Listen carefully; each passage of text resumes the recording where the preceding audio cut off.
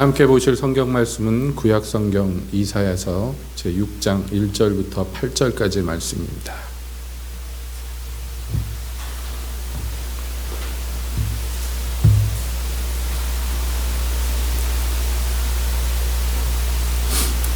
구약 성경 이사야서 6장 1절부터 8절까지 함께 보겠습니다.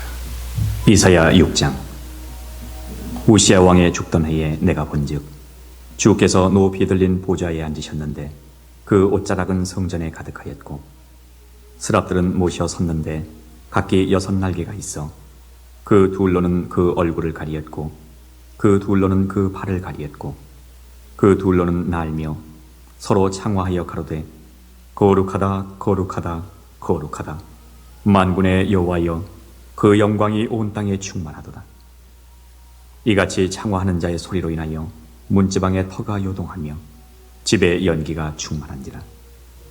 그때에 내가 말하되 화로다 나여 망하게 되었도다. 나는 입술이 부정한 사람이요 입술이 부정한 백성 중에 거하면서 만군의 여호와이신 왕을 배웠음이로다. 때에 그 스랍의 하나가 화저로 단에서 취한 바 핀 숯을 손에 가지고 내게로 날아와서 그것을 내 입에 대며 가로되 보라, 이것이 내 입에 닿았으니 내 악이 제하여졌고 내 죄가 사하여졌느니라 하더라. 내가 또 주의 목소리를 들은즉 이르시되 내가 누구를 보내며 누가 우리를 위하여 갈고 그때에 내가 가로되 내가 여기 있나이다. 나를 보내소서. 아멘.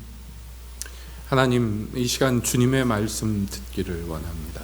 저희 가운데 오셔서 말씀하여 주시옵소서. 예수님의 이름으로 기도하옵나이다. 아멘. 한 주간 평안하셨습니까?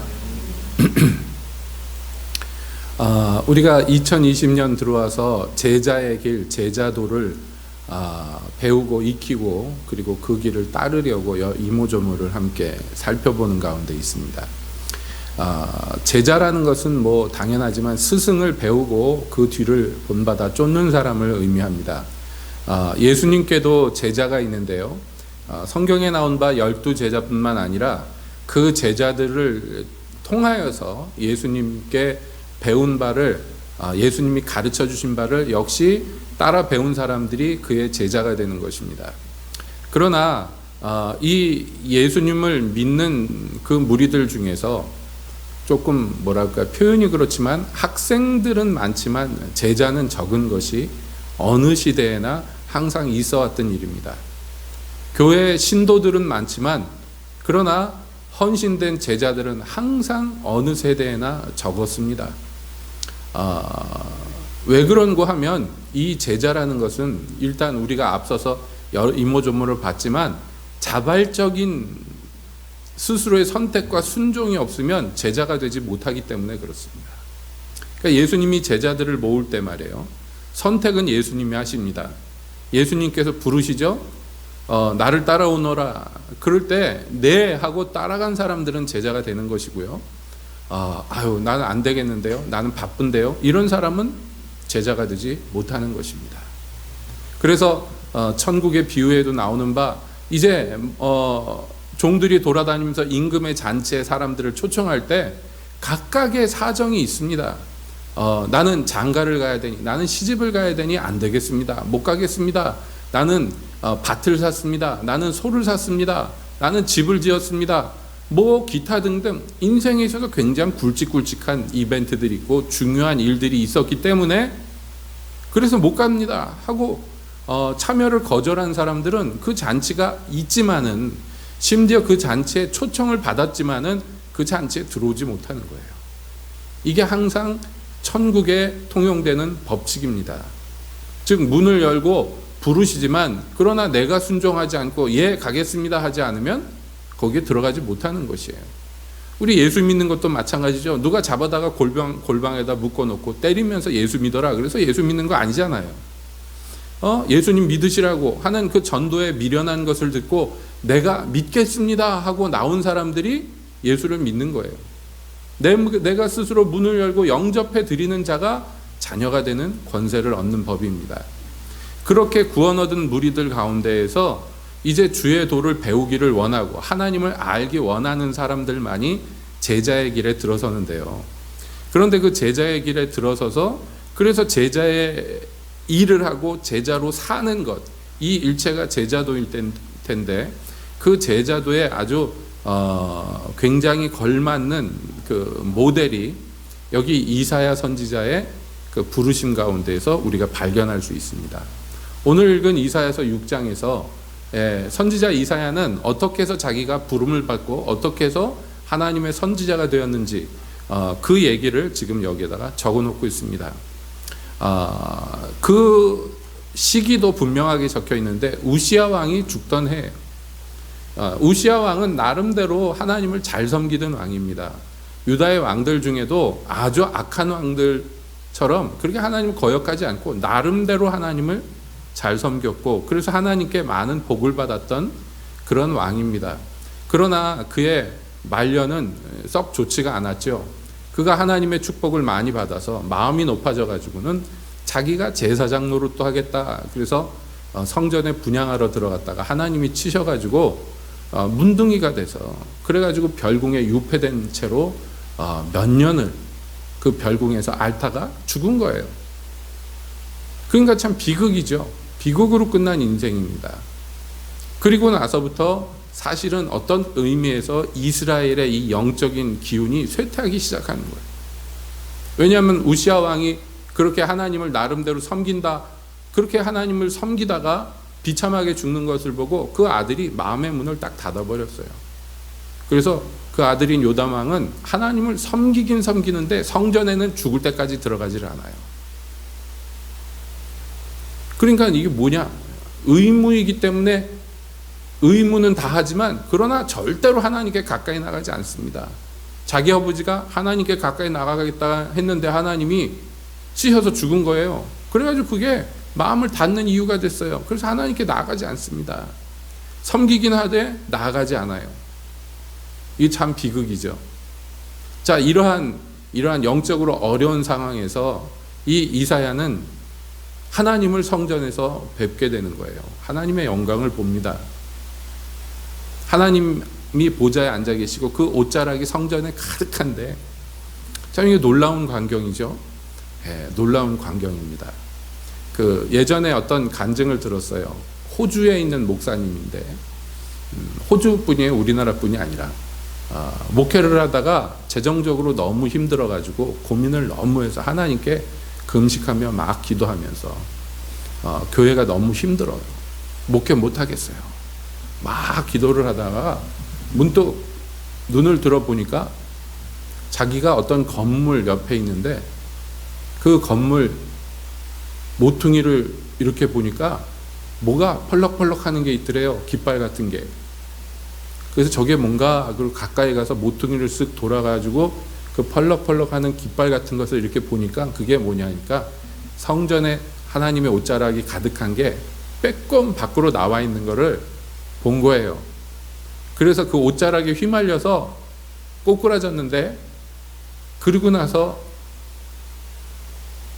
몇 시간이라나 뭐 며칠이라나 정신을 못 차리다가 정신을 차리고 일어났는데요. 근심 걱정이 하나도 없어졌대요. 그분 말에 의하면 재정이 나아진 건 하나도 없는데 근심 걱정이 없어졌대요. 그 영광을 직접 본 것도 아니라 성전 문 밖으로 살짝 나와 있는 옷자락에 휩쓸렸는데도 자기가 죽다 살았는데 하나님 그 옷자락을 경험하고 나니까 근심 걱정이 하나도 없어졌다. 그래서 그 다음에 목회가 잘 됐는지 그건 못 들었어요. 근데 아무튼 근심 걱정이 없어졌대요. 여러분, 그 옷자락의 끝에만 경험해도 이렇게 놀라운데 그 성전 안에 옷자락이 가득한 것을 보았어요. 그리고 그 하나님 앞에 천사들이 위아래로 날면서 창화하는 소리를 듣습니다. 6날개에 달린 스랍들이 오르락내리락 하면서 하나님을 찬양하는데 거룩하다 거룩하다 거룩하다, 이게 그 노래의 가사예요. 모세가 하나님을 뵙고자 했을 때도 마찬가지였지만 하나님 앞에 모셔둔 천사들이 하나님을 찬송하는 가사가 거의 대부분이 거룩하다 이 소리예요. 근데 이 놀라운 광경을 보고 천사들이 막 노래하는데 그 노래소리에 터가 진동하고 문지방이 요동하고 집에 연기가 가득했다 그래요. 하나님이 뭐 한 거 아니에요. 하나님은 가만히 계시고 천사들이 노래하는데 그 소리가 천지를 진동하는데 얼마나 대단합니까? 이 광경이.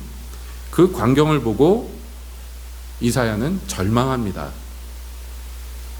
그 광경을 보고 같이 일어나서 나도 거룩하다 거룩하다 그랬으면 좋겠는데 이사야는 그렇게 하지 않고요. 그때에 내가 말하되 화로다 나여 망하게 되었도다. 우리말 번역에 이렇게 돼 있지만 이거 점잖하게 번역한 거고요. 야, 이제 나는 죽었구나. 나는 이제 죽었다. 화다. 이유가 뭐냐? 나는 입술이 부정한 사람이고 입술이 부정한 백성 중에 거하는 자인데 만군의 여호와이신 왕을 배웠습니다. 그랬어요. 자기가 그 자리에 얼마나 걸맞지 않고 하나님 볼 수 있는 자격이 전혀 없는, 그냥 미달된 게 아니라 정반대에 있는 자예요. 부족한 게 아니라 아주 악질이라는 것을 발견했어요. 스스로가. 그래서 나 이제 죽었구나. 너무 걸맞지 않은 거예요. 여러분, 이 페르시아 왕궁에 왕이 앉아 있는데 그 왕이 부르지 않았는데 왕의 뜰로 들어오면 즉시로 죽여요. 뭐 선고도 필요 없어. 왕이 저놈 죽여라 이런 것도 없어요. 즉시로 죽입니다. 이게 그 법도예요. 왕권이 가장 강한 시대 페르시아 왕궁의 법도입니다. 근데 에스더가 왕이 부르지 않았는데 나아갔어요. 그거는 이건 열이면 열 다 죽는 거예요. 근데 왕이 그 손에 든 왕권을 상징하는 호를 그 사람한테 내어 밀면 기회가 있는 거예요. 살 기회가 생기는 거예요. 용건을 말해봐라 하고 왕이 기회를 주는 거예요. 그렇지 않고 가만히 있으면 죽는 거예요. 여러분, 이 세상 임금 앞에 나아가는 법도도 이렇게 무시무시합니다. 얼마 전에 서울을 가서 무슨 일을 보면서 차를 타고 이제 광화문 앞에를 지나서 쭉 가면서 창경궁 앞에를 지나서 이렇게 쭉 가는데, 야, 전 텔레비전만 봤지 그 서울 오래간만에 봐가지고 진짜로 그런지 몰랐는데요. 외국인들이 궁 앞에 얼마나 많은지 몰라요. 단체로 한복들을 차려입고 단체로 알록달록 이쁜 옷을 입고, 한복도 어떻게 그렇게 이쁘게 만들었는지 입고, 한국 사람도 있고 외국 사람도 있고 궁에 막 좋아서 들어갑니다. 나옵니다. 막 지나가면서 차가 막혀가지고 서가지고 이렇게 보니까 정말 잘 해놨어요. 옛날에는 왕궁 한번 가려면은 막 신청해가지고 하루에 잠깐 문 열어줄 때 그때만 잠깐 들어갔다 왔죠. 그 전에는요 24시간 아무 때나 들락날락 막 했죠. 저 어렸을 때는 장경원 간다 그래가지고선 남의 나라 궁에다가 동물원 만들어 놓고 놀이기구 일본 사람들이 해놔가지고 아무 때나 들어가서 들여다봤던 그 기억이 있습니다만은 지금은 아주 잘 갖춰놔가지고 그렇게 예쁘게 하고선 가서 관광을 합니다. 그래서 들어가서 보면, 여러분 왕궁에 들어가 보셨습니까? 조선시대 임금님 왕궁에 저기 임금님 있는 그 건물이 있고 그 안에 이렇게 옥좌가 있어서 거기 앉아 있는 거죠. 그 앞에 이제 대신들이 서는데 품계별로 비석이 이렇게 있으면 그 품계별로 쫙 서 있는 거예요. 그런데 만약에 어떤 사람이 그 품계를 무시하고 제멋대로 행한다면 어떻게 되겠습니까? 심지어는요, 왕궁 문이 이렇게 열리면 가운데 따로 도드라지게 돌로 길이 되어 있어요. 그것은 가운데는 왕만, 또 옆에는 왕비와 왕자들만 걸을 수 있는 길이 따로 이렇게 돌로 만들어져 있어요. 나머지 사람들은 그 길로 중문으로 들어가면 안 돼요. 들어갈 수도 없지만 만약에 들어가서 그 왕이나 왕자만 걸을 수 있는 그 길을 발만 디뎌도 역적으로 몰려서 정말 3족이 죽네 4족이 죽네 하는 판이에요. 여러분, 세상 임금의 권위 앞에서도 함부로 손발을 함부로 하지 못하는 것입니다. 하물며 임금님은 고사고 그 밑에 대신이라도 길에 나가서 가마 타고 지나갈 때 다 엎드려서 고개를 숙여야 됩니다. 얼굴을 들어서 임금님 어떻게 생겼나 보자 그러면 죽는 거예요. 여러분 조선시대 때 임금님이 밖에 행차한 그 광경을 그림 그려놓은 거 있잖아요. 그 그림들을 보시면 알겠지만 임금님은 안 그려져 있어요. 임금님을 거기다 그려놓아도 안 돼. 그 임금님 자리에다가 다른 게 있어요. 무슨 이렇게 병풍 같은 걸 그려놓는다든지 아니면 의자를 그려놓는다든지 그러지, 임금님이 거기 앉아있는 모양도 그리면 안 되는 거예요. 세상에 여러분 생각해 보세요. 조선이라고 뭐 세상에 조그만 나라 임금도 그렇게 권세가 있는데, 여러분 만군의 여호와 왕이신 하나님을 어떻게 그 앞에서 자격도 안 되고 있을 수도 없는 거역한 더럽혀진 입이 더러운 그런 자가 거기 서 있을 수 있냐. 이사야가 이것을 깨달았어요. 그런데 이사야가 어떤 사람이냐면 이스라엘 백성 중에 하나며 이스라엘의 선지자예요. 그러니까 평균 이상으로 훌륭하고 거룩한 사람인데, 이 사람이 하나님 직접 보기 전에 이걸 깨달았을까요? 못 깨달았을까요? 못 깨달았어요. 이걸 어떻게 알겠습니까? 여러분, 우리 일반이 그렇습니다. 우리가 하나님을 믿고 하나님의 백성이라고 하지만 사실 대부분의 사람들이 죽을 때까지 신앙생활하면서 하나님의 영광의 끝자락도 보지 못해요. 그런데 사실은 교회 안에서의 모든 문제는 여기에서부터 시작됩니다. 교회에 문제가 많아. 세상 교회에 보면 문제들이 이 문제도 있고 저 문제도 있고 막 그렇습니다. 목사님도 문제고 성도들도 문제고 장로님들도 문제고, 뭐 어느 교회나 보면 우리는 이런 문제 있다, 우리는 저런 문제 있다, 그래가지고 막 문제들이 잔뜩 있죠. 제가 새벽 시간에도 얘기했지만 울진에 있는 어떤 교회에서 교인이 60명인데 40명이 목사님 사임하라고 연평장에다가 사인을 했다. 지금 그래서 그것 때문에 목사님을 쫓아내느냐 40명이 쫓겨나느냐 건국 일척에 지금 대결을 앞에 두고 시끌시끌합니다. 이런 문제 저런 문제, 누가 잘했느니 누가 잘못했느니를 떠나서 교회들의 이런 문제 저런 문제가 있는데, 그 문제 사실의 이유는 뭐에 있느냐 하면 죽을 때까지 이런 영광을 보지 못한다는 게 문제가 있어요. 왜냐하면 이 영광을, 하나님의 영광을 보면 거기에서 뭘 알게 되냐면 하나님이 얼마나 크고 놀랍고 위대하신지. 너무 입에 발린 말이죠. 너무 많이 들은 얘기죠. 근데 실감을 못하고 평생 사는 거를 실감하는 거예요. 하나님 앞에 섰을 때. 그리고 그 다음에 발견하는 게 뭐냐면 내가 여기 얼마나 걸맞지 않은, 내가 여기 정말로 얼마나 자격이 없는 자인지를 절실하게 깨닫는 거예요. 여러분, 이것으로부터 해서 사실 이 제자도라는 게 시작이 되는 거예요. 베드로가 예수님을 진즉부터 안드레의 소개를 통해서 알기는 알았지만, 그러나 예수님이 자기 배에 올라타서 말씀을 전하던 그날, 그리고 말씀을 다 전하시고 이제 그물을 깊은 데 던져라 했던 그날, 그물이 찢어지도록 고기가 올라온 그날, 그가 절실하게 깨달은 게 뭐냐면 저분은 하나님의 아들이고 나는 죄인이다 하는 거예요.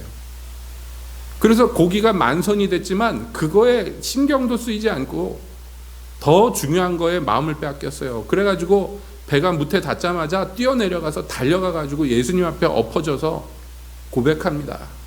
뭐라고 합니까? 주여 나를 떠나소서, 나는 죄인입니다. 여러분, 이 칼끝과 같은 이 예리한 경험,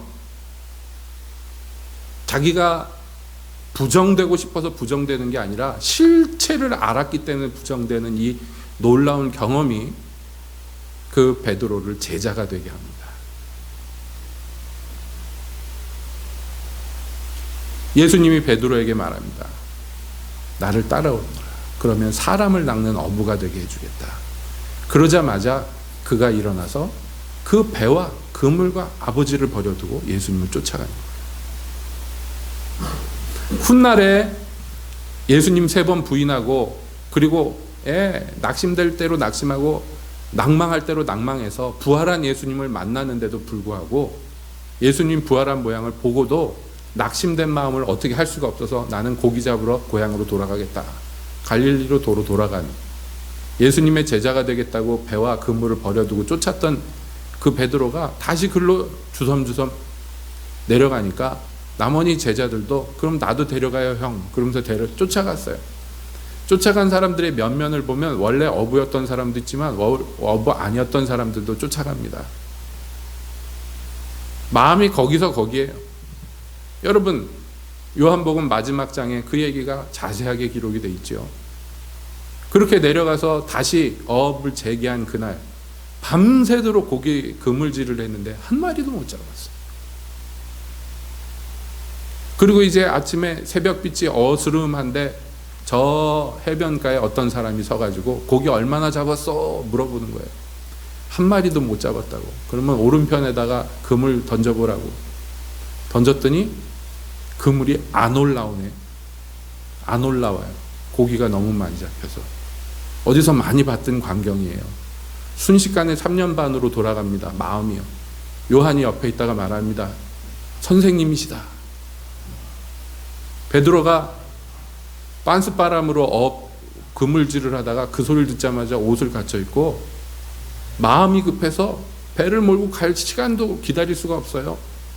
물로 뛰어들어서 헤엄쳐가지고 가보니 예수님이 먹을 거를 준비해 놓고 앉아 계시는데 물어보지도 못해요. 선생님 하고 얘기도 못해요. 예? 헤엄쳐서 와가지고 그 옆에 앉아가지고 아무 소리도 못해요.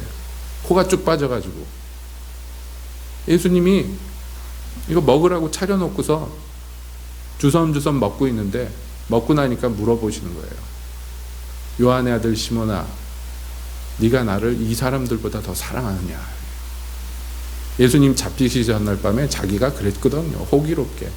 여기 제자들은 다 예수님 배반해도 나는 죽을지언정 예수님과 함께 가겠습니다. 근데 어땠어요? 실제는? 예? 따라가긴 따라갔는데 그나마 도망가는 놈들보다는 나을지 모르는데 가가지고 예수님을 욕보였어요. 3번 부인했어요. 다 굴기 전에. 예수님 말씀 그대로. 고스란히 그 정경이 눈앞에 보이는 것 같아요. 여러분 그 마음이 어떻겠습니까? 그 마음이. 이 마음이에요. 이 마음 뭐냐면 무너지고 낮아지고 절망하는 마음, 상한 심령. 지금 이사야가 말하는 고백이 그거와 같습니다. 하나님이 너희 놈의 자식 죽어라 그랬습니까? 아닙니다. 하나님은 그냥 앉아 계셨어요. 천사들은요 그냥 하나님을 노래합니다. 하나님을 노래해요.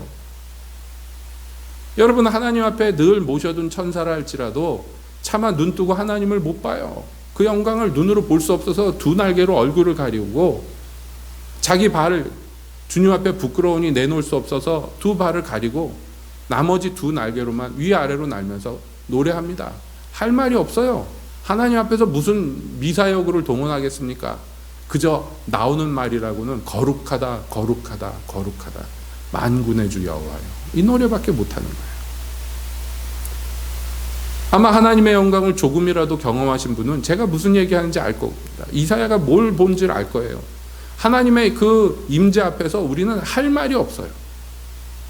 그 거룩, 그 영광 거기에 압도돼서 할 말이 없는 거예요.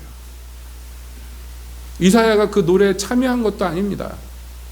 거기서 절망하고 무너지고 자기가 스스로 나는 괜찮은 사람이려니 하고 살았던 그 모든 헛된 생각들이 다 부서지는 거예요. 다. 베드로가 뭐라고 대답하겠습니까? 예수님 앞에서. 예, 예수님, 내가 예수님 사랑하지요? 이렇게 대답하겠습니까? 아니면 아니요, 나 예수님 사랑 안 합니다. 이렇게 대답하겠습니까? 할 말이 없죠. 그래서 할 말이 없어서 제가 주님을 사랑하는지 주님이 아십니다.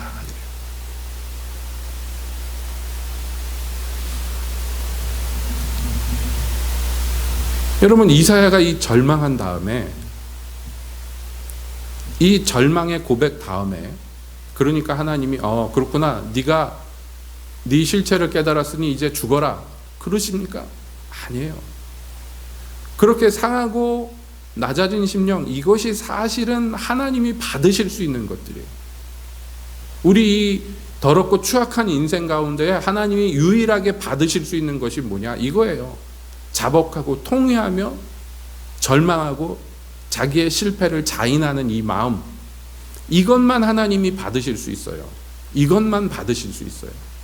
이것만 기뻐하셔요. 다른 거 받으실 수가 없어요. 너무 더럽기 때문에. 이사야의 마음을 받으셨어요. 그 고백을 들으셨어요. 그래서 스랍 중에 천사 중에 하나를 보내십니다. 천사 하나가 화저로 그 하나님 앞에 제물을 태워드리는 그 숯불 있잖아요. 예? 그 불을 하나, 숯줄 하나 짚어가지고 이사야가 절실하게 고백했던 입이 더러운 나라는, 예? 이 더러운 입으로 하나님을 주어 섬겼던 나라고 절망했던 그 죄의 원천, 그 입을 이 불로 지져. 그래서 내 악이 제하여졌고 내 죄가 사하여졌다.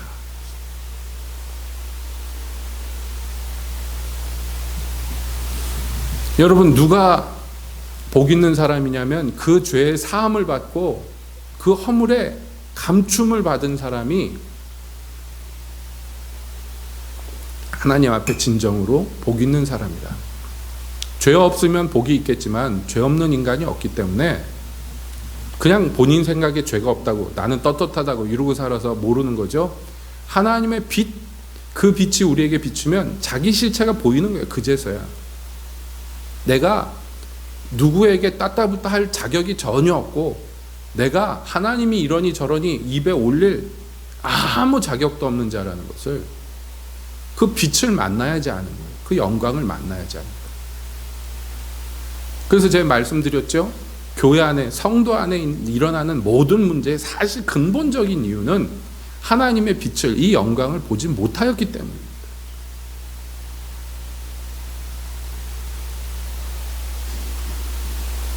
그러므로 하나님의 교회의 절실한 것은 아무튼 이 빛을 봐야 돼요.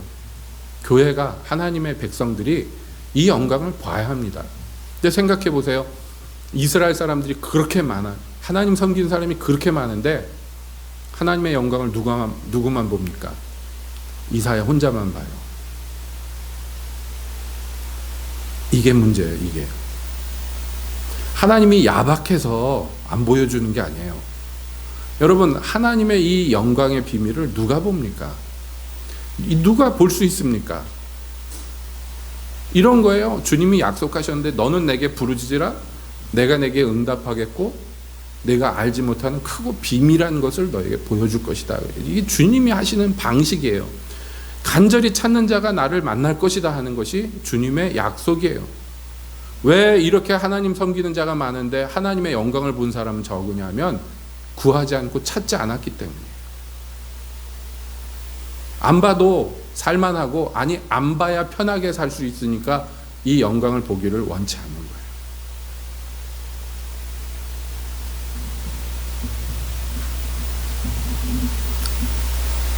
사실은 많이도 필요 없습니다. 평생에 한 번이라도 제대로 하나님의 영광을 보면 더 이상 전과 같이 못해요. 전처럼 살 수가 없습니다. 그래서 구세군을 창시했던 윌리엄 부스 장군은 뭐라고 항상 얘기했냐면, 우리 구세군 사관들을 1분만 지옥에 거꾸로 매달아 놨으면 좋겠다. 그 지옥과 천국의 실체를 보기만 하면 이래라 저래라 할 필요도 없어요. 제 발로 알아서 뛸 텐데. 여러분, 우리가 이 땅에 살면서 이 땅의 것들만 보고 듣고 만지고 먹고 마시고 사니까 거룩한 성도임에도 불구하고 땅에 사는 사람하고 별다를 바가 없는 거예요. 그러니 제자로 살 수가 없어요. 하나님이 주시는 건 받아먹고 하나님이 보호하는 그 보호 가운데에서 이렇게 저렇게 은혜는 경험하지만, 그러나 하나님 앞에 자기를 드리지 못하고 주를 따르지도 않아요.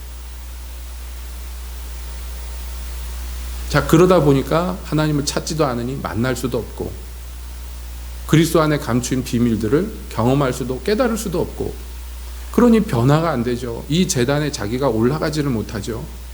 악순환입니다. 악순환. 이게 끊어져야 돼요. 여러분, 이사야가 이 제단의 숯불로 이제 죄 씻음을 받았다고 선포했을 때, 그때 주님은 당신의 심중에 있는 깊은 비밀을 말씀합니다. 하나님이 말씀한 말 보세요. 이렇습니다.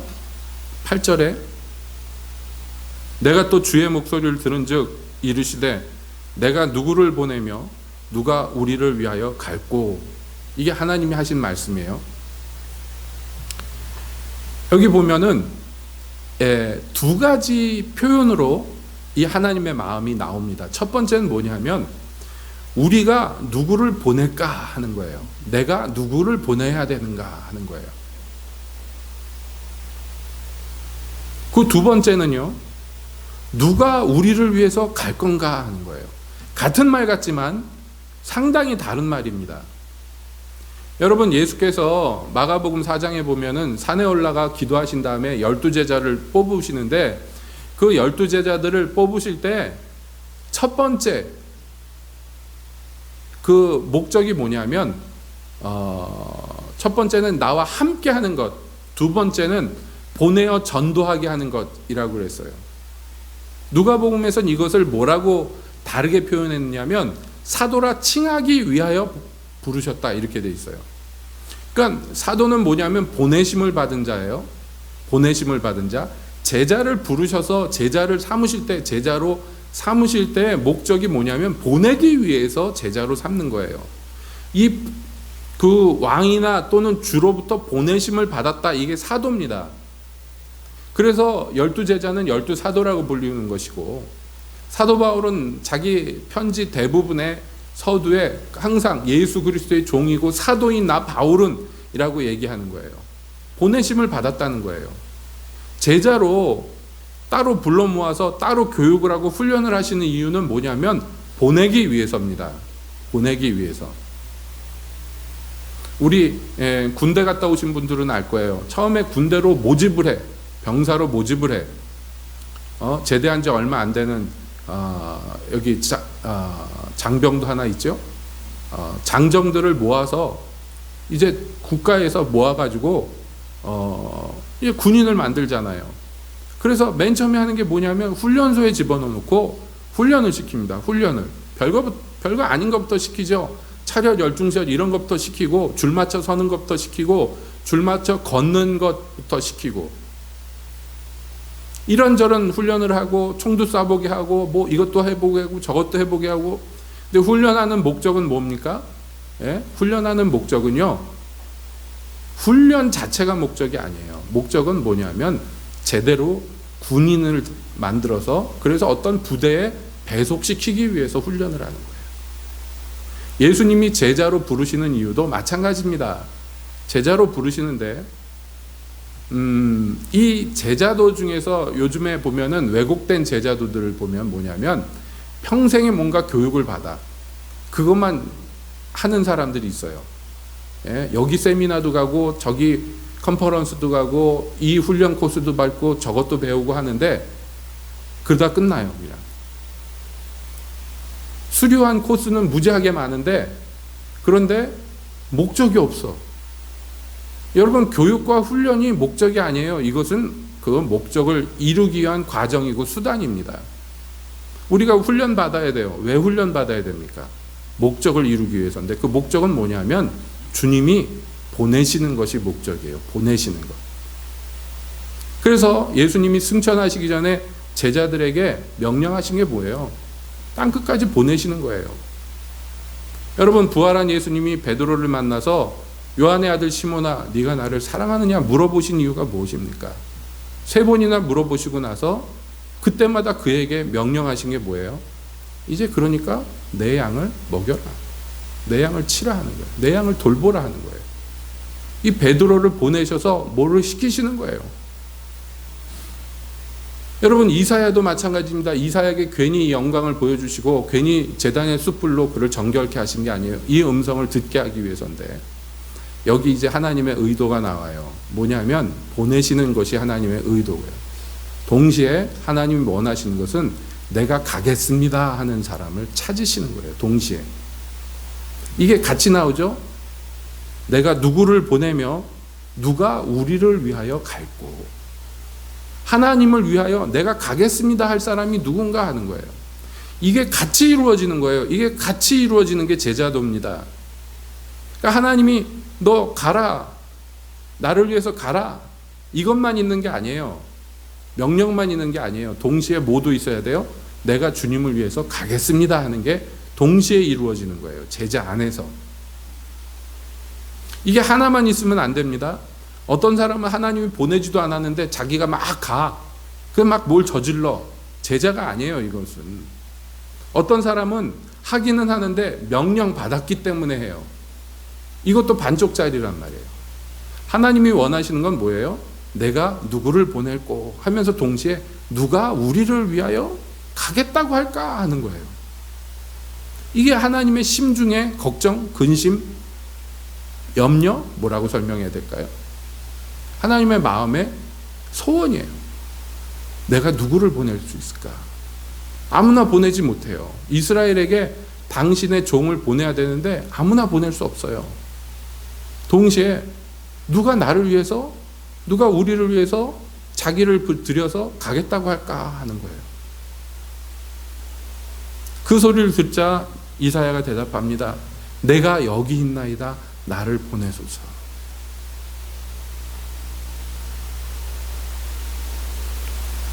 여러분, 이것이 예수님의 제자들에게도 그대로 나타납니다.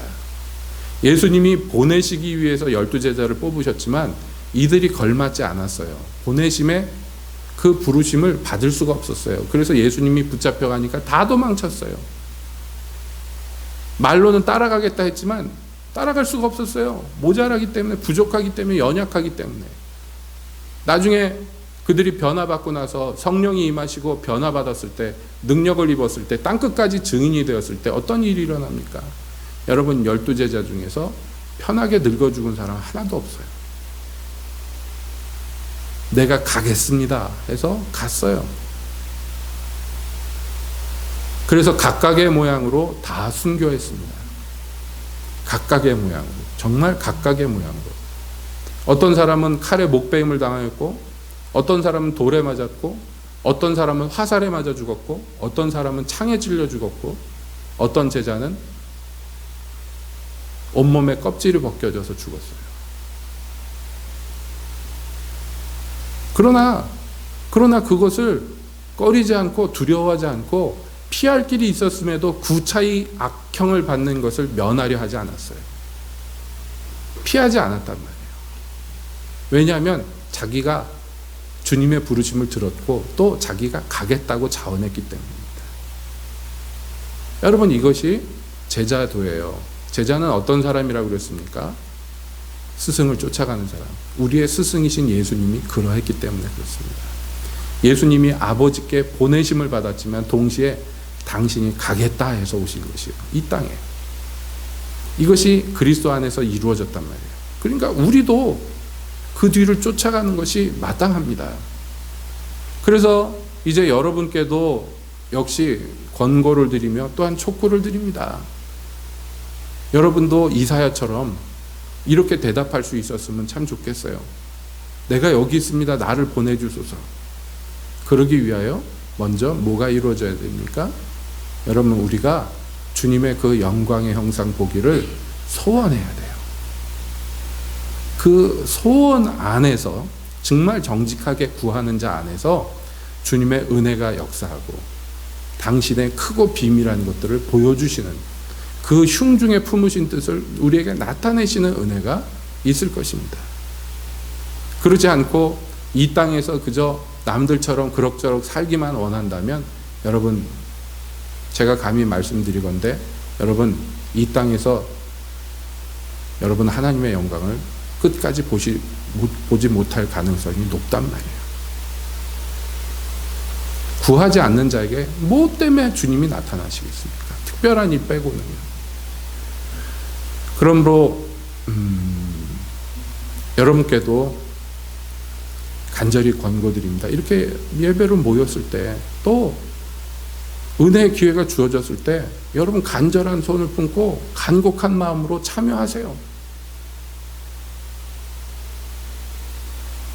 우리 자녀들에게도 여러분 권고드립니다. 나는 주일 오전 예배 참석했으니까 나는 의무를 다 했어 라고 생각한다면 여러분은 그럭저럭 교회에 다닐 수 있겠지만은 그러나 제자로는 절대로 살지 못하고, 얼마나 감사한 건지 요번에 학생의 컨퍼런스를 보면서 얘네들이 주일학교 캠프 가는데도 다 갔었어요. 사실은 거기 끼면 안 되잖아요. 근데 좋다고 다 껴가지고, 뭐 고대면 고대죠. 집에 있는 것보다 얼마나 힘들어요. 열악한 상황에서 빡빡한 프로그램 통해서 다 끝내고 나오면서 울진으로 돌아오면서 차 안에서 저마다 얘기합니다.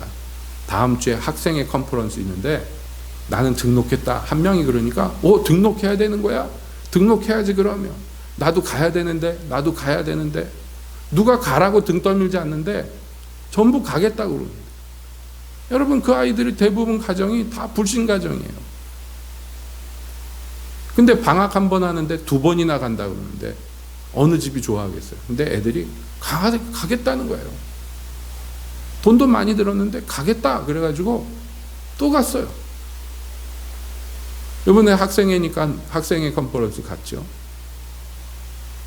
마치고 돌아오는데 제가 물어봤습니다. 은혜 많이 받았냐? 예, 넘치도록 받았습니다. 아주 호언장담하면서. 그 중에 한 아이가 자기 엄마한테 그랬대요. 엄마 나랑 같이 교회 나가야 돼. 그때 그 엄마, 어른들이 와서 전도할 때는 예. 그리고 들은 척도 안 하던 그 어머니가 그 사랑하는 아들이 엄마 나랑 교회 같이 나가야 돼. 엄마도 하나님 만나야 돼. 막 그러니까 마음이 흔들려가지고 교회 나가겠다. 그런데 이번 주에 안 왔네. 여러분, 이 자발적으로 주님을 찾는 아이들을 보면서 얼마나 감사한지. 2번 다 여기 5시에 출발했어요. 울진에서. 예. 눈 비비고 막 5시에 나와서 차 태워가지고 가는데 안 졸립냐? 그랬더니 졸립대. 그래서 한 아이가 그래요. 목사님 저 한잠도 못 잤어요. 왜 못 잤냐? 그랬더니 너무 가슴이 두근두근해서 한잠도 못 잤대. 감사하잖아요. 여러분 어떻습니까? 이런 어린아이의 마음으로 천국을 소원하지 않는 자는 하나님 나라에 합당치 못한데, 여러분 이제 우리 이 세상사 우리 살면서 이 고된 일상이 있지만 그러나 마음을, 생각을, 눈을 들어서 위를 봅시다. 여러분, 우리 인생 이것만 이렇게 살라고만 우리를 만들어 놓으신 거 아니에요. 그렇게 부르신 것이 아닙니다. 더 높은 부르심, 더 귀한 부르심으로 여러분 각자를 부르고 계셔요. 찾고 계셔요. 누가 나를 위해서 갈고. 그거 이사야 앞에서 그 얘기를 왜 하시겠어요, 하나님이? 예? 이사야가 제가 갈게요. 그 얘기 하기를 원하셔서 이사야 들으라고 하시는 거죠. 누가 우리를 위하여 갈고. 여러분, 지금도 이런 사람들을 간곡하게 찾고 계시다면 주님께서 바로 저와 여러분을 찾고 계십니다. 바라건대 이사야처럼 여러분도 손 번쩍 들고 제가 가겠습니다 라고 얘기하면 얼마나 좋을까요? 소원합시다. 누가 대신해 줄 수 없는 인생 주님께 나아가시고 소원하시고, 그래서 은혜를 특별히 받는 영광된 제자들 되시기를 예수님의 이름으로 축복드립니다. 기도하겠습니다.